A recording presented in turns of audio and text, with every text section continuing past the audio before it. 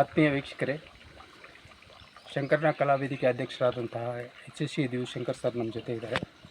ಅವರು ಇವತ್ತು ವಾಣಿವಿಲಾಸನಗರದ ದಕ್ಷಿಣ ಭಾಗದಲ್ಲಿರ್ತಕ್ಕಂಥ ಸಿದ್ದೇಶ್ವರನ ವಜ್ರಕ್ಕೆ ಭೇಟಿ ಕೊಟ್ಟು ಆ ದೇವರ ಒಂದು ಆಶೀರ್ವಾದವನ್ನು ಪಡೆದು ಕಲಾವೇದಿಕೆ ಹೆಚ್ಚಿನ ಯಶಸ್ಸನ್ನು ಪಡೀಲಿ ಅಂಥೇಳಿ ನಾನು ಕೂಡ ಹಾರೈಸ್ತಾ ಅವರ ಜೊತೆ ಒಂದೆರಡು ಮಾತಾಡಬೇಕು ಅಂಥೇಳಿ ಇವತ್ತು ನಮ್ಮ ಜೊತೆ ಅವರಿದ್ದಾರೆ. ನೋಡಿ, ಇವರೇ ಜೂನಿಯರ್ ಶಂಕರನಾಗ್ ಅವರು, HSC ದಿವ್ಶಂಕರ್ ಸರ್ ಅಂತೇಳಿ. ಇವರು ತಮ್ಮ ಕಾರ್ಯಕ್ರಮಗಳ ಬಗ್ಗೆ ಒಂದು ಒಳ್ಳೆಯ ವಿವರಣೆ ಕೊಡ್ತಾರೆ. ಮುಂದಿನ ಕಾರ್ಯಕ್ರಮಗಳು ಹೇಗೆ ಮಾಡಬೇಕು ಮತ್ತು ಕಲಾವೇದಿಕೆ ಹೇಗೆ ಬೆಳೆಸಬೇಕು ಅನ್ನೋದ್ರ ಬಗ್ಗೆ ಅವರು ಒಳ್ಳೆಯ ಒಂದು ಪರಿಪೂರ್ಣವಾದಂತಹ ಮಾತಾಡಬೇಕು ಅಂಥೇಳಿ ನಮ್ಮ DSTV ಪರವಾಗಿ ಕೇಳ್ಕೊಳ್ತೀವಿ. ನಮಸ್ತೆ ಸರ್. ನಮಸ್ತೆ. ನಮ್ಮ ಹೆಸರು ರಾಜ್ಕುಮಾರ್ ಅಂತೇಳಿ DSTVಯಿಂದ. ನೀವು ಹೇಳಿ, ನಿಮ್ಮ ಕಾರ್ಯಕ್ರಮಗಳ ಬಗ್ಗೆ ಸ್ವಲ್ಪ ಪರಿಚಯ ಮಾಡಿಕೊಡಿ.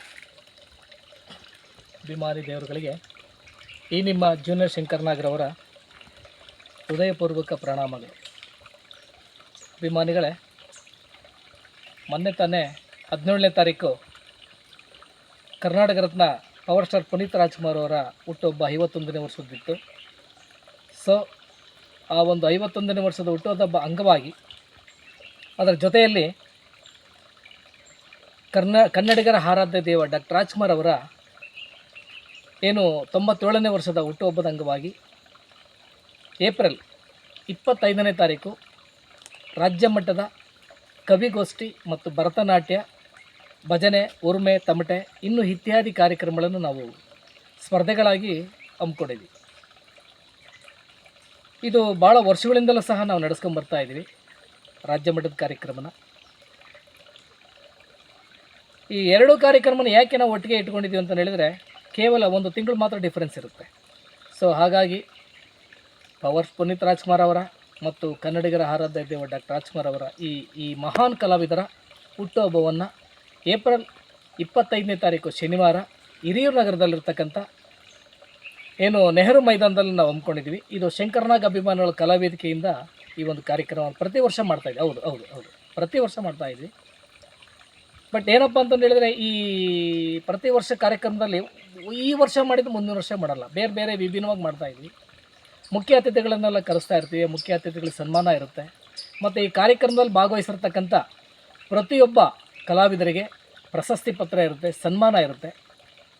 ಈ ಒಂದು ಕಾರ್ಯಕ್ರಮದಲ್ಲಿ ತಾವು ಪ್ರತಿಯೊಬ್ಬರು ಕರ್ನಾಟಕದಲ್ಲಿರ್ತಕ್ಕಂಥ ಕಲಾವಿದರು ದಯಮಾಡಿ ಈ ಒಂದು ಕಾರ್ಯಕ್ರಮಕ್ಕೆ ತಾವು ಭಾಗವಹಿಸಿ ಈ ಕಾರ್ಯಕ್ರಮನ ಯಶಸ್ವಿ ಮಾಡಿಕೊಡ್ರಿ ಅಂತ ತಮ್ಮಲ್ಲಿ ಕೇಳ್ಕೊತಿದ್ವಿ.